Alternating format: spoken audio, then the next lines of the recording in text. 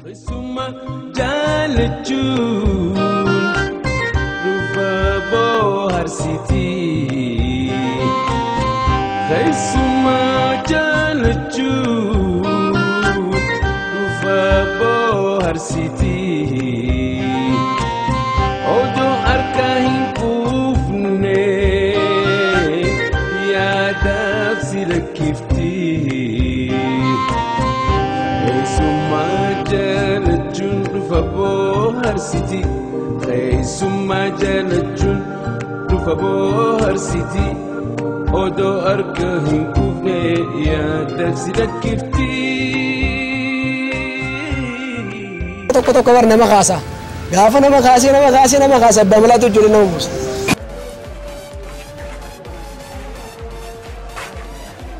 Jarsan, nama erga chandam tu. Eenyu baataba? Atika. Ukuna laatu sidhanuun danda'a akka keetii haala. Sidhanuun danda'u qaba kanaan hin jedhu.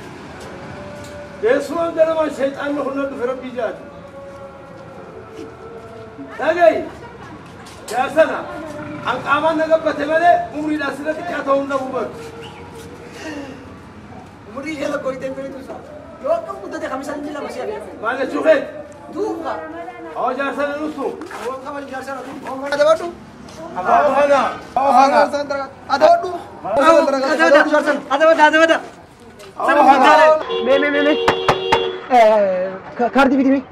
Maali nama si dura jiraame suuta jaa'ifa.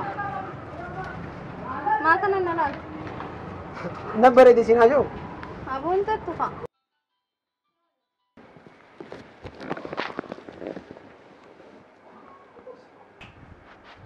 Jibroo maal taate? Maaf dhaabbattee akkana laata? Wal beeytanii?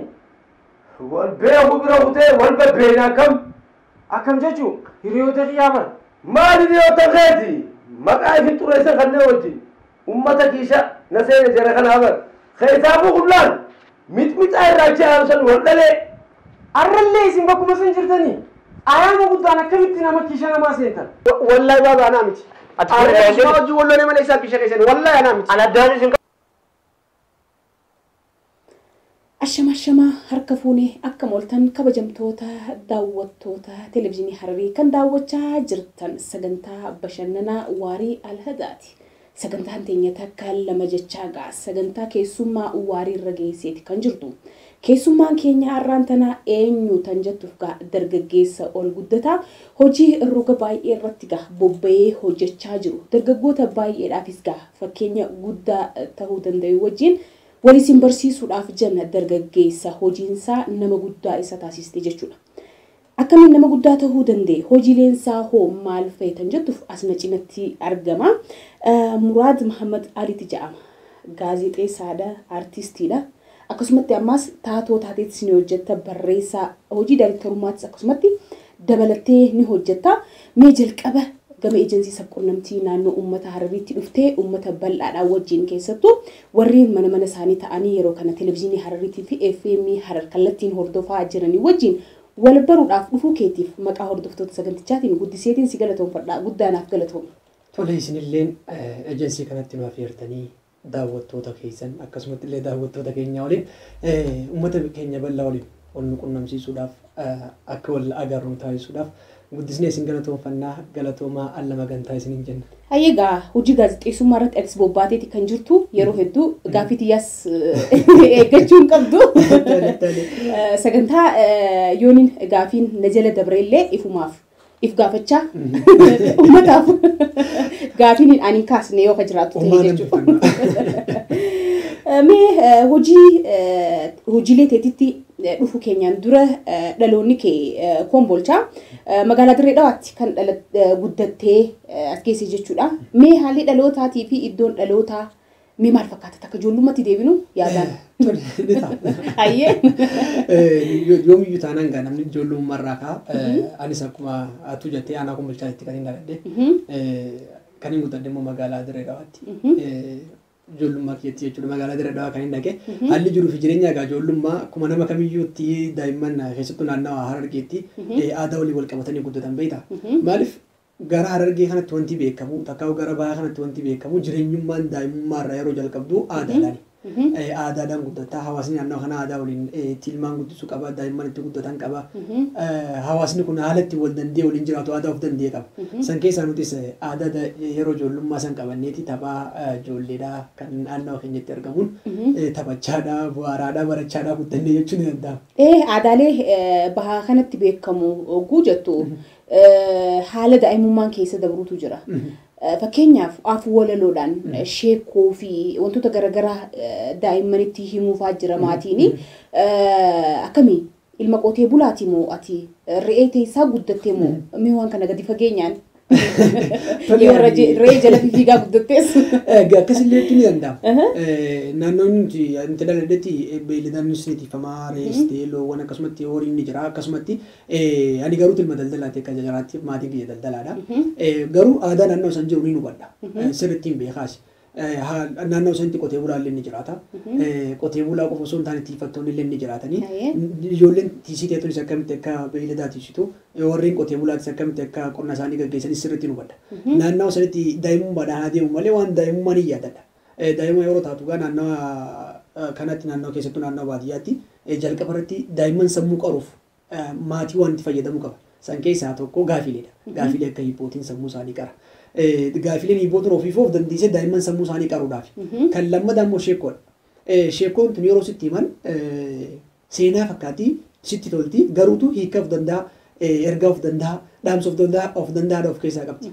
Fakkeenyaaf daayirektiitti waan kana jaanii ibsu waan daa'imman waan hin hubanneef bifa jiidalaa bifa leencaa bineensota beeyladootatti gargaaramuudhaan akkasitti sitti himanii sheekkoon sana immoo of gara ammatti yeroo inni yaadannu sheekoo san keessaa wantoota baay'ee waan hubachuu qabnutu jira. Leenci onni akkam akka qabaachaa ture. Jiidalloon eeyillee akkam qabaachaa akka turte. Akkasumatti waraabessi gawwaa akkam akka ta'e. Wantoota akkanaa himaati kan nu guddisan yeroo san daa'imni maal yaada? Gawwaa akka waraabessaa ta'urra aqila akka jiidalloo ta'uudha yaada. Sodaataa ta'urra jiina akka leencaa ta'uudha yaada. Kuni daa'imman sammuu isaanii keessatti waan bisaadhaati. Maloota garaagaraatti gargaaramanii haala itti keessattuu gama bahaatiin akka aadaatti illee fudhatamee daa'imman itti guddisamaa turedha. Mee gama hojiilee keetitti yommuu as deebinu mee hojiin jalqaba irratti ogummaa baay'ee irratti kan bobbaatee argamtu hojiin jalqaba irratti mee itti dhufte akka eegaliinsaatti mee hojii kan jalqaba irratti akka eegalumsaatti naannoo nuti turre keessatti Dirreedawaatti ani waggaa 7 irraa jalqabee achitti kan hin guddadhe. Magaalaa Dirreedawaa manuma barumsaa kamiyyuu keessattuu wantaatu jira. Gumbilee afaan Oromooti jira. Gumbilee afaan Oromoo kana keessatti aadaalee garaagaraatu jira. Asan keessaa ammas ogummaalee garaagaraati jira. Mana barumsaa nan barachaa ture san keessa gumbii afaan Oromooti ture. Mana barumsa Lagaareedhaati. Mana barumsa Lagaaree keessatti bara 2002 gumiitu ture gumii aadaa. Gumii san keessatti egaa ogummaa artiitu jira. Achi keessatti jalqaba ogummaa artii kanatti hirmaachuu jalqabe. Ogummaa artii kanatti hirmaachuu yeroo jalqabu achi keessatti amma shubbisaatu jira, diraamaatu jira, goofota minnaagaa wantoota garaagaraatu ture gumii san keessa. Akkasumatti miidiyaa mana barumsaatti jira ammas. Miidiyaan mana barumsaa kunis barattoota keessaa namoota dandeettii fi taayilentii akkanaa qabu fuudheeti qophatti miidiyaa kana akka hojjetan taasisa. Gumiin afaan Oromootis akkasumatti barattoota kana gurmeesseeti hojii kana gaggeessa. Yeroo sanitti anis gara gumii sanii kan hin seene gumii keessatti ta'ee argamu taatoo kanarratti nu machaadhaa ture yeroo sanitti kanaafuu aartiidha jalqaba irratti kan hin jalqabe gara hojiitti yeroo jijjiiramullee jalqaba aartiidhaan kan hin jalqabe diraamaalee reediyoo fi miidiyaa irratti hojjechuudhaaf walitti qabamnee tuutaa callaa biqilarraa callaa boruu kan jedhu ture. Tuuta san keessatti makamneeti reediyoo fi miidiyaa fi diraamaa fudhamuu tokko hojjechaa turre bara 3 kutaadhaan torbaan kan dabru diraamaan san dheeraadha. Wantoota baay'eetu keessa jira. Hawaala naannoo inni keenya ittiin jiraatu, magaalaan ittiin jiraatu, magaalaa keessa maal akka jiru, baadiyyaa keessa walitti dhufeenya irratti hojjetamaa ture fudhamuu kan jedhu kun namoonni fudhamee akkam akka ta'aa turan magaalaa keessatti keessattuu waggaa 3 kan deemu san hojjechaa turre.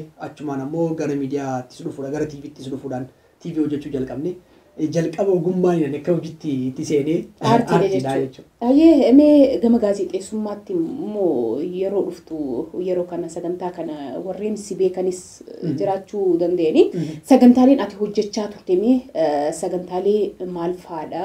Mee if yaadachiisimee warreen Dirreedawaa irraa akka tasaa gama keenyaas dhufanii si daawwachuu jiran ni mala. Akka guutuu biyyaatti immoo sagantichinis waan dabruuf jecha. sagantaa maal faal hojjechaa turte mee ifi yaadachiisi. Tole gara miidiyaatti yeroo dhufu sagantaan hojjechaa ture sagantaa bashannanaatti walumaa galatti bohaartii sanbataa sagantaa yerootti dhufe sagantaa bohaartii sanbataa kana keessa wantoota nama bohaarsan hedduutu jira. San irratti hojjechuun jalqabee dabalataan ammoo sagantaa Aabacaa Jaalalaa kan jettutu jira galgala salaasaadha kan dabraa ture jechuudha. Sagantaa Aabacaa Jaalalaa sanillee hojjechaa ture. Akkasuma sagantaa dargaggootaa hojjechaa ture. Sagantaa dargaggootaa keessattuu dargaggoonni ogummaadhaan takkaa'uu dandeettiidhaan cimanii bahuu akka qaban irratti aartii irratti wargaa kan dabarsu hojjechaa ture. Sagantaalee bashannanaatti walumaa galatti qabiyyeen isaa. Mee Aabacaa Jaalalaa hogguu jettu mee qabiyyeen isaa natti tolteetuma mee keessa seenitii xiqqoo. Beektaa dhalli namaa lafarra jiraatu kun hundinuu jaalalatti dhufa. Namoonni jaalata. Yeroo eegaluus ni qaba. Yeroo xumurullee ni qaba. Ni dhumti jaalaltii ni dhumti. Jaalaltii ni dhumti.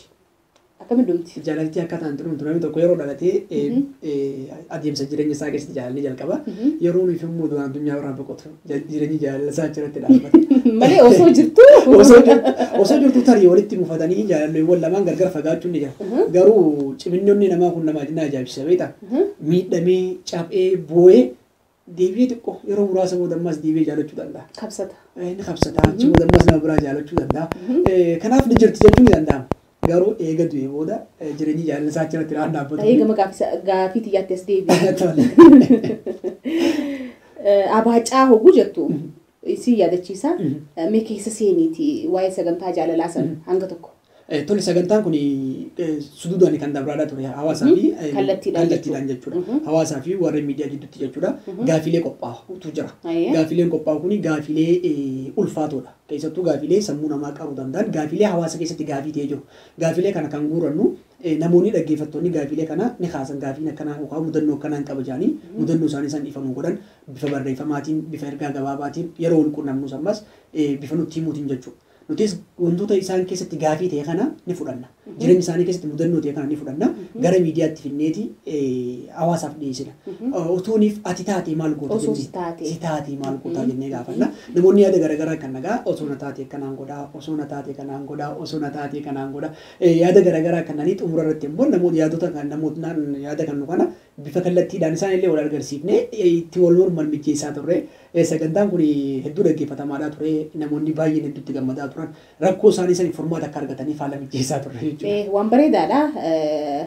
Miidiyaaleen garaagaraattis ga'anii hojjetan sagantaa kana osoo isin taate jechuudhaan nutis FM'n Harar 100.4 kallattiidhaan irratti seenaa dhugaa irratti dhufanii seenaa isaaniitis himatanii bifa gorsiinis laatamee fi hanga yoo ogeessillee barbaachisee ogeessallee itti affeerree saganticha itti hojjetamutu jira.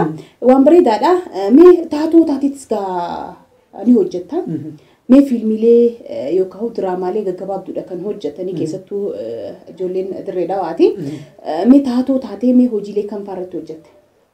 Taatoo ta'ee gara reediyootiin akkuma isin jedhu kutaa baay'eedha kan hojjetame. Gara waggaa 3 walitti dhaabinsaan kan itti fufisan hojjetame jira. Eegas ammoo gara miidiyaa TVtiin ammoo yeroo ayyaana diraamolee TVdhaan dabran mata dureelee garaagaraa irra baay'eetti hojjenna.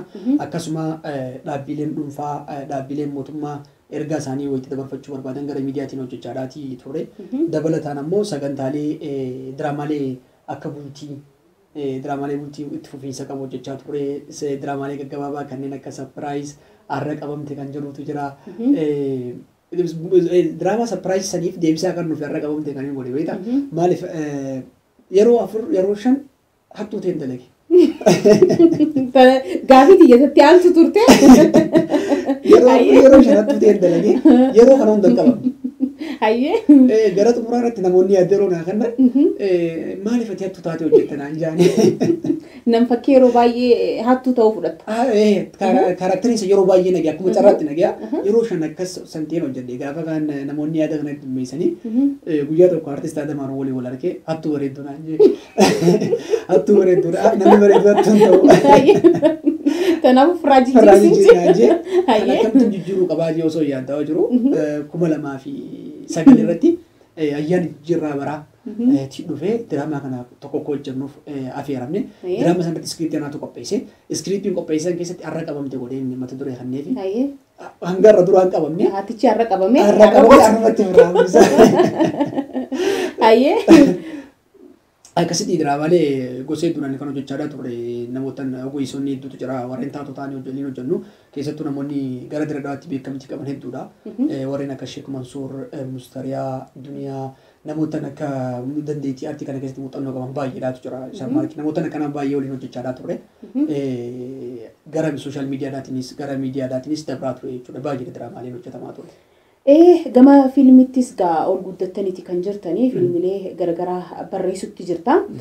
Mee fiilmilee akkam faadha kan yeroo ammaan tana barreessitee diraamaalee hedduudha kan barreessiteetis hojjettanii magaalaarra oolee uummanninis gaa hojiileen isaan bira jirti. Mee fiilmileen amma barreessaa jirtu mee fiilmii akkam faadha? Jalqabarraa diraamaalee hojjechaa ture. Diraamaa jechuun hawaasa keenya keessatti garaa argeetti haariyaa miti. Waan carraa miidiyaa hin argatiniif malee hawaasni argee hundi isaanii artistii jechuu ni danda'a. Hojjechuu ni danda'a. Garuutu garaa argee kana maaltu jira? Ogummaan ni jira. Saayinsiidhaan hin deeggaramne.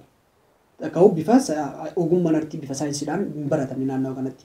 Diraamaaleen naannoo keenyatti hojjetamaa turan muuxannuma takkaa kan numa rabbiin ganama nuuf kan isin hojjechaa turre jidduutti bara 2006 irratti 2005 irratti tiyaatira biyyoolessaa irraan namoonni leenjii kan dhufanii leenjii kana fudhanne ji'a sadiif leenjii kana fudhadhe akkuma hanga deebi'etti fiilmiin afaan oromootiin hojjetame muraasa. Fiilmii eelaa booda fiilmiileen hin hojjetamne jechuun ni danda'ama. Baay'inaan hin hojjetamne jechuun ni danda'ama. Kan hojjetames dorgomaa hin ta'uu hin dandeenye. Yeroon fi saayinsii san barannu saayinsii ogummaa barreeffama achi keessatti hin baradhe. Barreeffama akkamitti akka barraa'uu danda'u achitti hin baradhe. Ergas taa'in 2006 akkas fiilmii mata dureen isaa hiriyyummaa jedhu. Namuu jireenyuma keessa jiru sanarratti barreessa. Jireenyuma sadarkaa umriin itti keessa jiru sanarratti hiriyyummaa jedhee fiilmii san barreessa takka faarratti.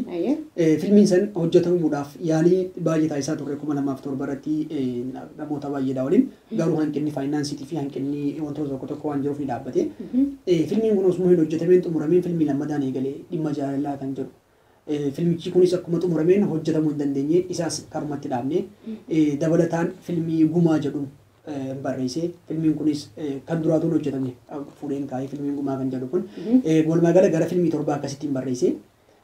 Fiilmii torbaatu jira jechuudha kan barraa'ee barumsaan xumurame. Torba. Fiilmii torba. San keessaa fiilmiin hojjetamuu qabu yeroo kanatti hojjechuu dandeenyu humna keenya waliin ogummaa nuti irra jiru kanaa waliin hojjechuu hin dandeenye jennee yaannu kam jennee yeroo yaannu fiilmii Saddamaati. Walfalmii murtii dhabanii bitaa gahu. Deem atummaan daqiitii harka rukutiif. Fiilmii Sardamaa kana kan yeroo ammaa hojjetamee jira jechuudha. Fiilmii Sardamaa kana hojjechuu hin dandeenye jennee dabalataan namoota ogummaa aartii keessatti jiran keessattuu bifa saayinsiitiin deeggaraman. Akkuma reefsuun gara Diradawaa warreen jiran baay'inaan saayinsiidhaan hin deeggaramne kan naadhaan. Saayinsii kan namoonni baratan muraasa. Namoota kana Diradawaa keessa jiran kana gara namoota iddoo biraa jiran fakkeenyaaf magaalaa Adaamaa keessaa Finfinnee irraa namoota ogummaa saayinsii gara yuunivarsiitiilee garaagaraa irraa baratan Inistituutii Aartii Oromiyaa jira achirraa eebbifaman waliin taanee mari'annee 2009 shaakalli jalqabnee 10tti hojjechuuf ni yaallee dooyinee 10 takkatti ni yaallee mijjannee walumaa gala bara kanatti akka hojjetameeti fiilmiin kun kan hojjetame 2013 garuu yeroo dheeraadha kunummaanu kan wanta taasisaa qormaata baay'ee qaba. Mee gama fiilmitti hojiilee fiilmii kanatti deebi'uu keenyaan dura uummatas gaa haasaa waan nuuf dhiisisnaati kan jirru tana na yaadachiista jeetiin ture na yaadachiisne akka gaazexeessaa tokkotti jidduutti mee sirba dhaggeeffachaa guddatte moo daa'imummaarraa mee sirboottan eenyu fa'a? Ani sirba dhaggeeffachaatiin guddadhe ammallee hin dhaggeeffadhe garuu sirboonni hin dhaggeeffadhu sirboota yeroo ammaa osoo hin taane sirboota durattiidhaati keessattuu sirboota Abdii Maamma Yuusuf takka Abdii Qopheen barreesse osoon inni barreessuu isaan beekne sirbumoon dhagee akka inni barreesse naaf gala. Waan ta'eef sirboota inni barreesse guutumatti ni jaalladha. Isa namni akkaan dinqisiifadhu waan ta'eef waa'ee Abdii Qophee yeroon kaasu namni haasaan ani yaada rakkannachuun barbaadu maaliif nu oli jeetii yaada keenya oli ni waan yaaduuf dubbachuu waa isaa waan inni ibsu natti hin fakkaatu saniif inni isa sirboota inni barreesse guutumatti ni dhaggeeffadha. Sirboota artiist Alii Birraadha Kadir Said Adam Haruun sirbootan walumaa gala duratti Yoonis Abdullaahi sirbootan duratti sirbamaa turan keessattuu baandii Afran Qalloo keessatti sirboota sirbamaa turan achi boodallee warreen jiran sirboota duratti mee sirbootan kanneen keessaa gaa sirba akkaan jaallattu numa qabda hanga hojjettoonni si wajjin jiran sirba kana jaalata muraad ja'anii sirra biya kan takka. Kanaafuu mee sirba san sagaleenis xiqqoorraan wallisteeti daawwattoota televezyiinii Harariitii fi akkasumatti ammas dhaggeeffattoota FM Harar affeerree kan walitti deebinu ta'a. Tole egaa sagalee sirbaan qabu beektu. Maal kun qabu? Numa jalqabdaati nuti istuudiyoo si gargaara. Sirba Abdii Qophee Abdii Maamma Yuusuf barreessaa ture kan kaddisiin sirbame toltuutoo sirba jootu jira. Toltuutoo yaada tolee nasabii yaa jaalallee nasabii yaa jaalallee waan sirba jootu.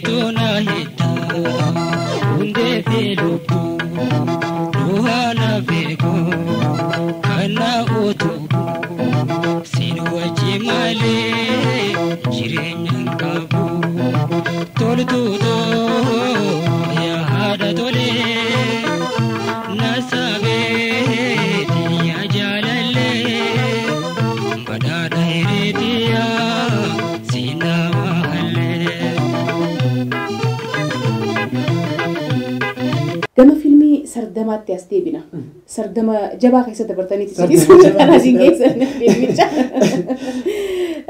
Filmi tokko hojjechuudhaaf dhugaa dubbachuuf keessattuu afaan Oromootiin hojjechuudhaaf wareegama qaaliidha kan isin kaffalchiisu. Kanaan duras akka salphaatti miti kanumaan hojjetamee magaalaarra ooles akkuma beeknutti mee bu'aa bahiin isin keessa baatanii asin geessan keessattuu amma xumuramee jira hojiin isaatii yeroo gabaabduun booda gaa uummata bira ni ga'a. Mee bu'aa bahii keessa baatanii as geessan. Bu'aa bahiin isaa baay'eedha. Maaliif jennaan jalqaba irratti filmiin afaan Oromoo yeroo jedhamu hawaasa keenya biratti kan bira hafu hawaasa keenya birattu ilaalcha kan namuuf gadi bu'aadha takka afaaratti. Filmiin afaan Oromootiin hojjetamu waan jiru sammuu isaanii keessatti qabataniiti jiran.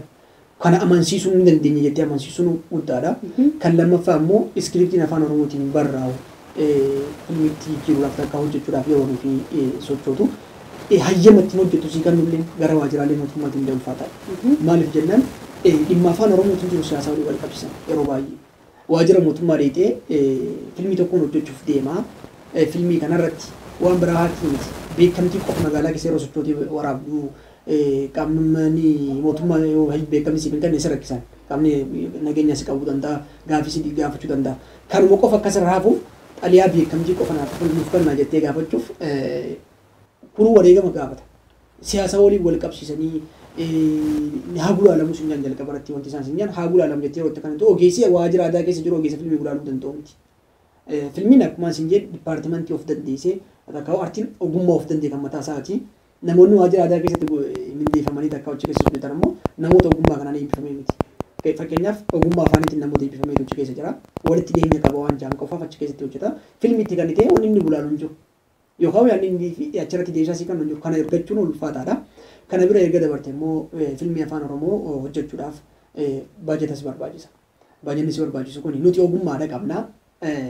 Dhabbootiin qabeenyaa akkasumatti illee namoonni silaa wanta kanarratti ispoonsara godhuu danda'u. Gara filmii kanaatti hin seenan rakkoolee jiran kana waan hubataniif gara itti hin seenan. Fakkeenyaaf filmii tokko hojjechuudhaaf amma filmii sardamaa hojjechuudhaaf gara qarshii 700 olii baafne. Filmii tokko hojjechuun akkasuma piroodaakshiniin sadarkaa isaa eeggatetti hojjeta. Kana nuti ogummaa qabna malee kana hin qabnu. So namoonni gara natti dhufanii ispoonsarii akkam goone ni daangeffaman. Gara siyaasaatiin gara ilaalcha kanaatiin ni daangeffaman. Inni biraa ogeessonni ati as keessatti hirmaachiftee hojjechiiftu ogeessota kannaa qaban malee saayinsii artiin baratin. Saayinsii kana kophatti isaa waliin qabdee ni barsiifta. Namni kan fayyadamne namoota jiran keessattuu namoota duraan turan caalaa namoota haaraa fayyadamne. Namoonni haaraa kana maaliif fayyadamne ilaalcha san haquudhaaf ni hojjetame filmiin afaan Oromoo dandeettiin ni jira waan jiruuf uumuudhaaf namoota kana ji'a sadiif leenjii kan inni walitti qabne ji'a sadiif saayinsii aartiidhaa kan barsiifne erga iskiriptii dhabnee fi akka shaakalan taasifne kun godhuun wanta of danda'e piroosii of danda'e qaba. So namootaan kana walitti gulaallee funaannee wanta kana goone gara hojiitti seenta. Inni biraa wantoonni gara filmii afaan Oromootiin jiran namoonnummaan artii keessa turan. Fakkeenyaaf nuti dhiibbaan guddaan nu qunname namoota duran artii keessa turan. Artiin Oromoo maal akka taate beekan arratti hojjechuudhaaf yeroo sochootu daldala achi keessatti waan baraniif akka hojiin kun hin milkoonneef guutuu ta'anitu jira. Isaan sana ammaas baranuudhaaf isaan dhaamuuf barbaada. Yooniif hojjechuu hin barbaanne hojjechuu hin dandeenye yookaan deeggaruu hin dandeenye gufuun ta'inaa jechuun hin barbaada. Namoonni san baay'ee gufuun ta'aa turan. Fakkeenyaaf nuti 2012 waraabbiidhaaf arra bahuudhaaf gara magaalaa Hararii teessoon itti waraabuuf filanne Dirreedhaa arra bahuudhaaf yeroo nuuf kaanu aktaroota dubartoota lama nu jalaa yaamanii filmii kan hojjechuudhaaf kafaltii meeqa isinii kafalan meeqatti walii galtan jedhanii gaafatanii hanganatti waliif gallee jedhanii ijoolleen itti himte hayi nuti bar diraamaa kutaa tokko isin daleessifne 30 isinii kafalla diraamaa kutaa tokko isin hojjechiifna 30 isinii kafalla kafaltiin isaan isinii kafalan kun guyyaa 15 isaan ji'a takka isaan bira turtanii isiniif gaamiti hin deemina jedhanii dubartoonni san nu jalaafan so dubartoonni san meen kaaraakterii keessa turan isaan nala deemne taanaan bu'aan qabu yeroo san akkasitti duraa fashalaa'e namoonni kana godhu namoota waliin hojjechaa turre. Namoota artiin maal akka ta'e beeku. Namoota dhiibbaa uumutu jira. Maaliif isaanii alatti akka hojjetamu hin barbaadu.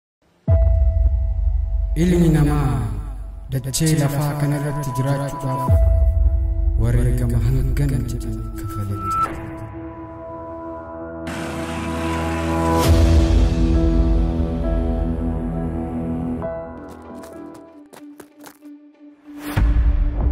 Rakkoo jireenya dheessanii jalaa ba'uuf rakkachuu miira sodaati saddam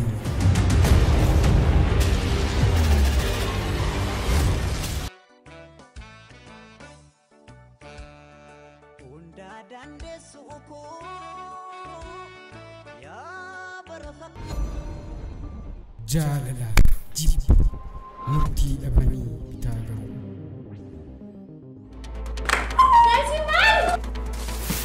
Baba, mana dhageenyaan isa beeku. Isir eenyu bira yoom maal? Gaafii walirraa hin jiru.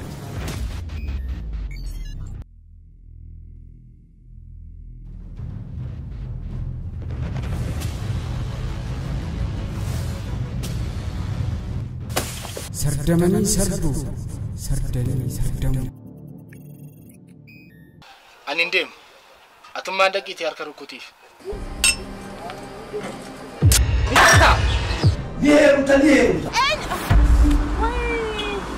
Namni wal fakkaata, manni wal fakkaata. I'm sorry for this people. Taasiyaa fi aruusoo ol keessa laayit. Gammachuu fi kolfa, gaddaa fi boo'icha. Suma jaalachun dhufa bohaarsiti. Suma jaalachun dhufa bohaarsiti. Odoo harka hin quufne yaadaaf si lakkifti. Suma jaalachun dhufa bohaarsiti. Suma jaalachun dhufa bohaarsiti. Odoo harka hin quufne yaadaaf si lakkifti.